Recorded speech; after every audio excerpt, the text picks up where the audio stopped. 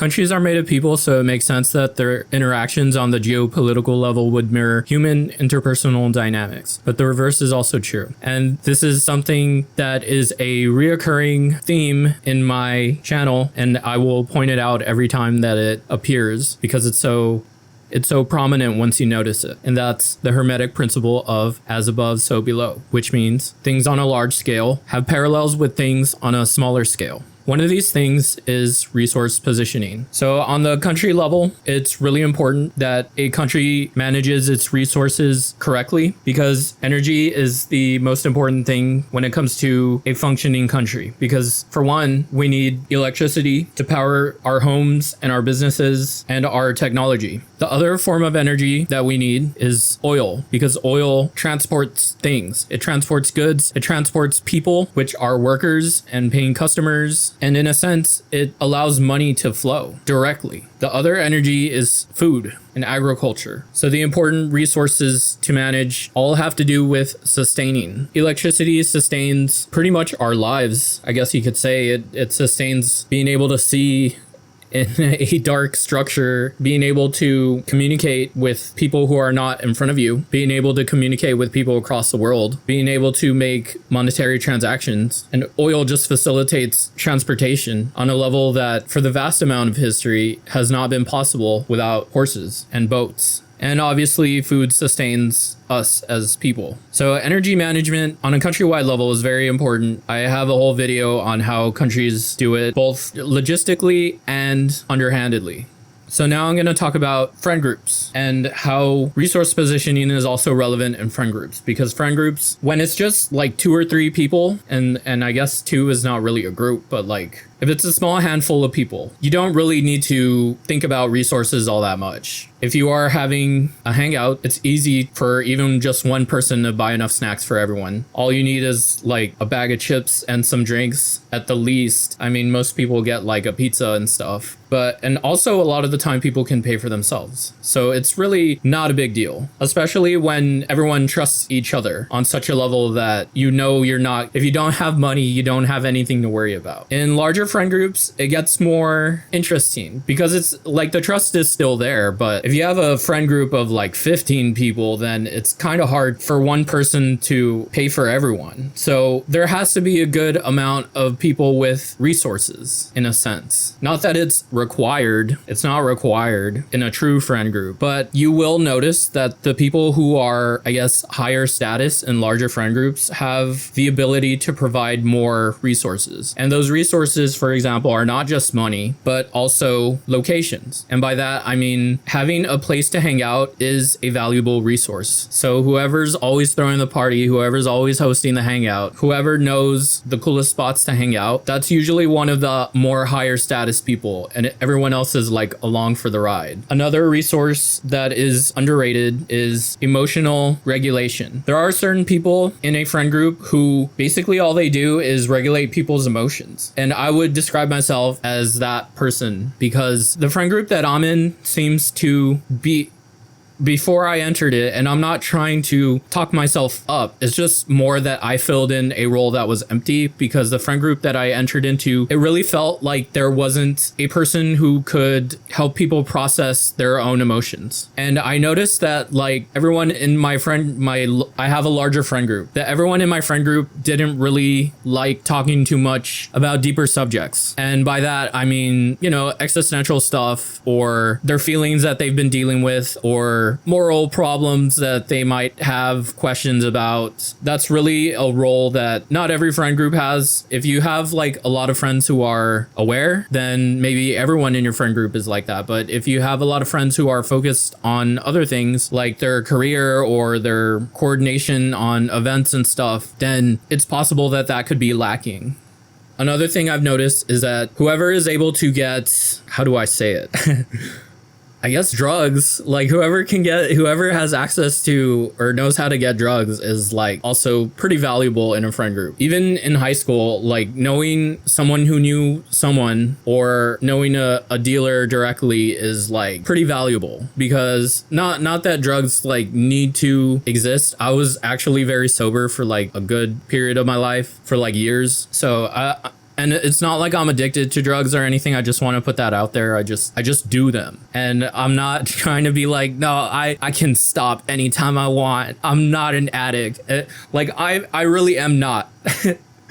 I don't do them all the time. I literally do them only socially. So if somehow I stop being social, then I will just stop naturally, because there is no reason for me to be doing it on my own, in my opinion. I tend to replace drugs with things like meditation in my personal life. I don't have any alcohol in my house. I have a little bit of like edibles and stuff, but that's just for like relaxation. But I don't use that all the time, honestly. Anyway, so yeah, resources in a friend group is like whoever can do a lot for the friend group as a whole is obviously going to be valued. And it doesn't have to be monetary. You can make people feel good. You can provide them with different ways of thinking about things. Another thing is like just information, like having information. Like people trust me a lot in my friend group, and they should, because I keep their secrets. I have a lot of secrets that people just kind of blurt out to me because they trust me. And you know, I have something to say to them when they share that with me. Like they're not just telling me to get something off their chest, even though every time they do, it feels like they have to get it off their chest. Holding secrets is a resource, because you are taking on a burden for another person, especially if the secret is very, very big or something that could alter the dynamics of the friend group. A lot of the time, people they can't keep it to themselves, so they need like a safe place to put that, to share the burden. Another thing, and this is not to change the subject, but another thing that is based on interpersonal dynamics on a large scale is actually the law, because the law is about keeping people honest. A lot of people think it's about delivering justice, and yeah, it is, but part of that's like a subset of keeping people honest. And it's definitely not about control. And that's something that I agree with big time with libertarians. They don't think that the law should be used to control anything. I think I agree with that for the most part. I don't think you should control business on an authoritarian level. I think you should install guardrails. I am very, like, if you've been on my channel, you'll know that I'm very anti-elite, anti-billionaire, anti-trillionaire. But that's only because those people usually use their power to influence politics in their favor and to the detriment of the populace as a whole. And so I think that needs to be controlled. That aspect needs to be controlled. But for the most part, I think libertarians are right that, you know, the law should just be limited to making sure people are honest. And maybe that's not what libertarians say, but that's like what I'm saying, because what happens on the small scale in small groups or communities is that everyone knows each other. So when everyone knows each other, everyone has I guess like a ledger in their mind about who is honorable, who is trustworthy, who is more valuable to get into some kind of partnership with, who's not going to screw another person over. And you can see this in, if you want to see this in like a romantic perspective, you can watch Love Island, because it's a small controlled community where if one person screws over another person romantically, then everyone knows. Like, it's not any secret is not a secret for very long in that environment. And it's very much the same in like small towns and small groups, because you can't keep a secret. Eventually people are either going to find out, or they're going to notice something's up, or they're going to choose to ignore it. But reputation is everything in a small group. Just keep that in mind. Like in a friend group, reputation is everything. You can have a bad reputation and people might still be your friend, but they are not going to trust you with certain things. They're going to think of you in a certain light. But once we escape the small community aspect of things and the population of a place gets bigger, a town turns into a city, then people, they don't know everyone because there's too many people to keep track of. And so when this happens, that's when the law as a concept needs to step in, because there needs to be an agreed upon protocol to agreements and conflicts and stuff like that, interactions between people who are strangers. When you're in a small town, or you're even in a house, like it has its own culture. It has like a little tiny culture with its own rules. that everyone understands on a interpersonal level. In a city, you need the law. You need to have rules. You need to have things that everyone's aware of, so when they are acting, they act within certain bounds that are acceptable for everyone. And that's one of the things that you see when now that everyone has a camera in their pocket, you can see every community's bad actor. You can see across the country people who just don't follow the social contract, who don't understand certain rules. They bring their own rules to outside interactions that are outside their own sphere of living. And it gives a sense that society is losing what makes it good. And that's really far from the case, because every time you see a video of a crazy person or someone who is acting up, that's just one person in a community. But yeah, the law is there in place of reputation. It makes sure agreements get upheld. Any wrongdoing has consequences. It's societal trust that has been offloaded to a third party that oversees agreements and conflicts. It should work more like a referee. When there's no law, the intuitive assumption is that there will be chaos. But in the frontier era of America, when America was getting settled and people were very spread out, people were just traveling long distances, there were places for the most part where it was lawless, because you would have these homesteads that were given land in a certain area, and they had acres and acres and acres of land where they were isolated. So in this situation, there is essentially lawlessness. And a lot of people think, when they think of lawlessness, they think, oh, people are just gonna be fucking breaking all the rules all the time. They're gonna be hurting each other. They're gonna be shooting each other. They're gonna be beating each other up. But that's like not what happens. Lawlessness can be peaceful, because these small communities, these homesteads, these tiny towns, they had to work together in order to survive. And they were responsible for punishing each other's bad actions themselves. So lawlessness, anarchy, that's why you kind of have anarchists who believe that if you take away the law, then everything would be fine. And obviously that's not true. There are way too many people for there to be lawlessness.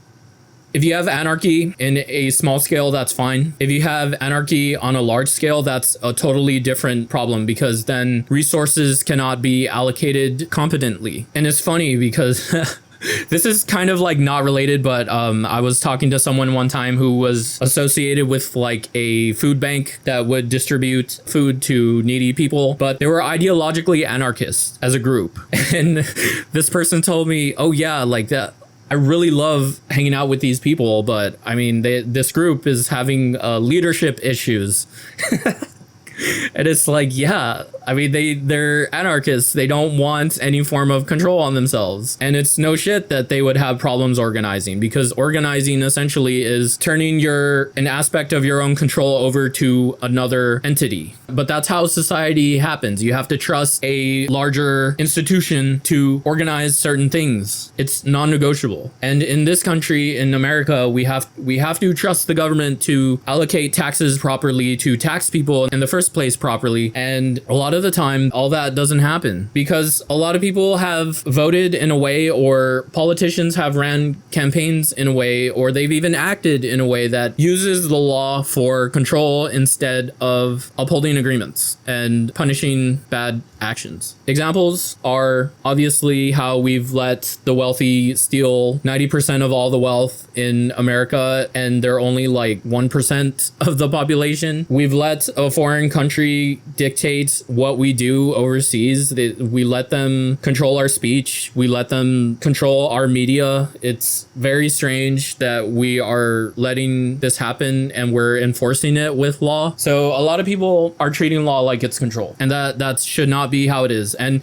it's not just like on the right or on the left or the rich or the poor. It's like all around, because even on the left, you have people using the law to try and curtail people's free speech. You have leftists using the law to attempt to control. And I don't say this lightly, because again, for the most part, I am against like unchecked capitalism, but they want to extend the reach of the law in the sense that some people would have the government control an authoritarian way, control the economy or the business sector. And it just can't be done. Even China has issues doing that. China, for the most part, allows capitalism and essentially controls who does what, who gets resources, who's allowed to grow, who's allowed to build, and it's really shitty. And again, it happens on both sides. Even again, people on the left, they want to allow immigration on a scale that would certainly destroy this country, because if you let too many people in, and I've said this before, if you let too many people in at once, it can destroy a culture. It can run over what is already here, because they are bringing their own ideas, they're bringing their own thoughts of what's okay, they're bringing their own law over from where they're from, and they are not given a chance to assimilate. So I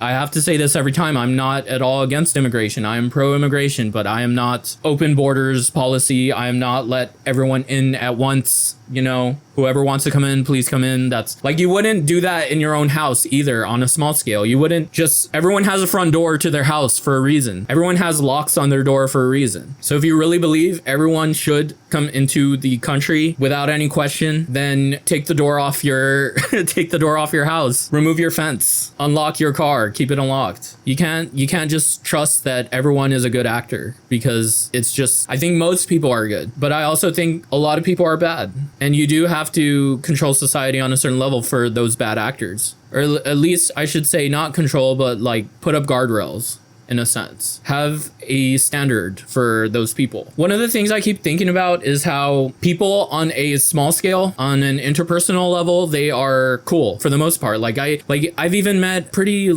conservative ass people who, you know, may have crazy beliefs, but like if you're talking one-on-one with them, they're totally normal. They're totally fine. They tell jokes, they have fun, they drink, they watch TV. They're just normal. They're normal. They do normal things. They're not plotting all day about how they need to destroy the the social fabric of our society. And I've talked to hardcore leftists who are super woke, and again, like, it's the same thing. They drink, they do drugs, they are fun to be around, they tell jokes, they talk about movies. But the problem arises when these two like radical sides of society group up, and it's not bad to group up. Again, that's like one of our protections, but I mean it more in the sense that, like, on a small scale, a person is fine. But when you take a person with fringe beliefs and then you introduce them to other people with fringe beliefs, and then like on a grand scale, it's almost like there's a protocol in their head, or like a code of conduct that they have in their head that is reserved for small groups, and then they have like a overarching philosophy or cosmology in their brain that also like tells them this is how the world operates. The world is a certain way and this is how it is. And when you get people like that together, they convince each other, they reinforce this view that is overhead, it's intangible, and they create a movement that is for the most part unhealthy. And then that movement gets co-opted by politicians and parties, and it moves, in a sense, the Overton window over to their extreme beliefs. So it is weird that like people can be cool on a small scale and then like be very, very destructive in aggregate. And I'm talking about the extreme ends of politics. Like, I'm talking about both extreme ends. So that's one thing I wanted to point out, that like for the most part people are cool on an individual level, but when they get aggregated is when weird little things that would be innocuous on a small scale become large issues. But back to lawlessness, there is a good example of lawlessness being organized, or at least peaceful, and somewhat.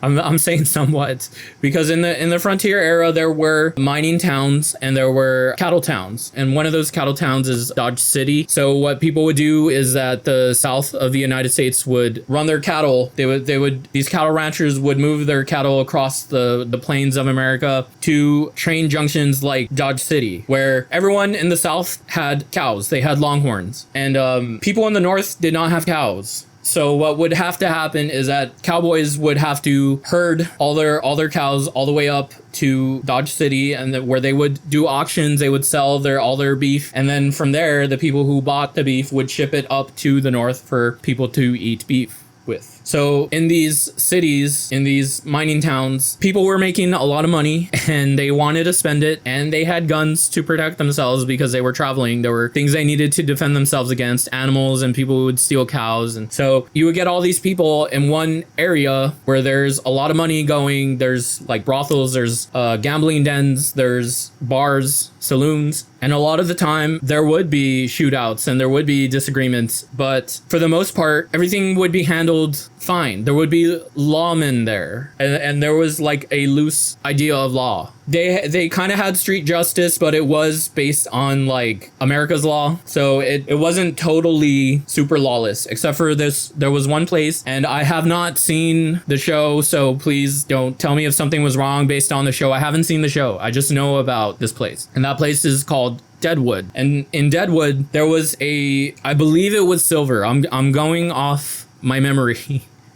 So if that's wrong, I'll put the correct information on screen. There was a silver mine that was, or like just a very big deposit in a territory that was considered Indian territory. Okay. So what happened is that this was around the time where like mining was really big. And if you wanted to make money, you had to go travel. There wasn't just a gold rush. There was just like general mining going on across the country. And so there was this giant silver mine that was on Indian territory. So people naturally just rushed over there once they found out. And this whole thing was totally illegal. And the US could not step in to enforce the law in that area. So what would happen in Deadwood is that there would be power brokers, or at least there was one guy, there was one guy who owned like a bar there or something. And he basically kind of upheld the law, and then there was lawmen who would come in and they would also uphold the law. They were hired to uphold the rudimentary law that was going on there, and they would police each other for the most part, and they would hold courts, but the courts were among miners. So it would just be like miners judging themselves. It would purely be a jury of their peers hearing out the case, and it was just a court, like a makeshift court system that they had. So it was somewhat peaceful. It was somewhat chaotic,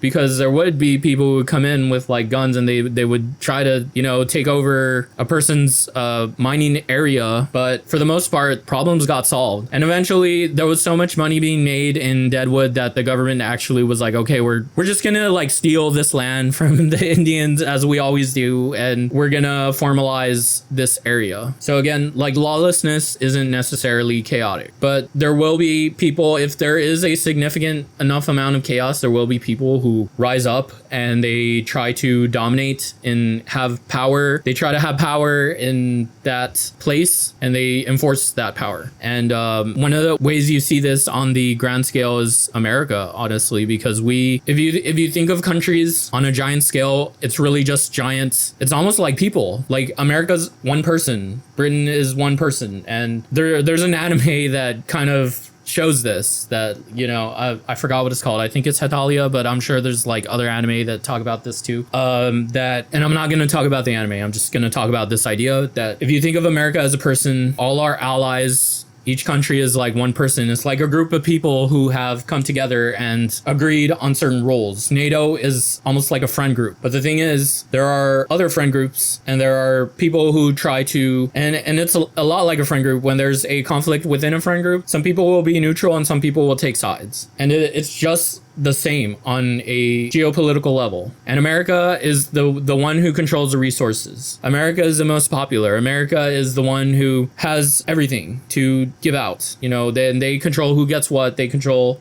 for the most part, all of this, because they're facilitating the group. They're allowing the group to thrive. And so China kind of notices that they're not too popular, but they are useful, and they are trying to become the popular one with the unpopular people. If you think of NATO as like a friend group where everyone's cool and we're the most popular and we have like the most money, we're the rich kids, China is kind of like a little nerd incel who like does the homework for all the other popular kids. But then there are also unpopular kids on the outside of of the most popular friend group. They're unpopular kids, and they are also tired of not getting the spotlight metaphorically. And so China is kind of like, I'm going to be America for these unpopular kids. I'm going to be the most powerful one in this friend group that is an alternative friend group. And so it's just strange how everything on the personal level is just scaled up. And sometimes it scales up in a weird way. Sometimes it scales up in a way that's like not very efficient. Sometimes it gets scaled up in a way that benefits certain parties over others. But the truth remains that at the center of it all is human interaction. It's humans, like all the way up and all the way down. Everything else is just incidental. I mean, we love our animals, but they're like, this is not what I'm talking about. And yeah, that's basically all I wanted to say. You know, your friend group, you'll start noticing like the people who are the most popular are the ones who can do the most, and they're the ones who put themselves in a position where they can do the most, because it's positioning. I had a friend who, and she's not in our friend group anymore, but she would always host parties. She would always make sure that she was inviting tons of people and that she got the credit for hosting the party. And because she knew that that was a way to gain status with a lot of people at once. She was very smart, but she couldn't stop herself from burning bridges. It's interesting how some people who can, you know, they have a fire that burns up, but then they burn too brightly, and then the flame goes out, and then they fly too close to the sun or whatever, and their wings burn off and they fall into the ocean or whatever the fuck happened to Icarus. But anyway, that's all I wanted to share today. I hope you start noticing certain patterns. I think that would be really cool if you did. But if you don't, if you totally disagree, if you think I'm just being psychotic, let me know too. But anyway, have a good day. See ya.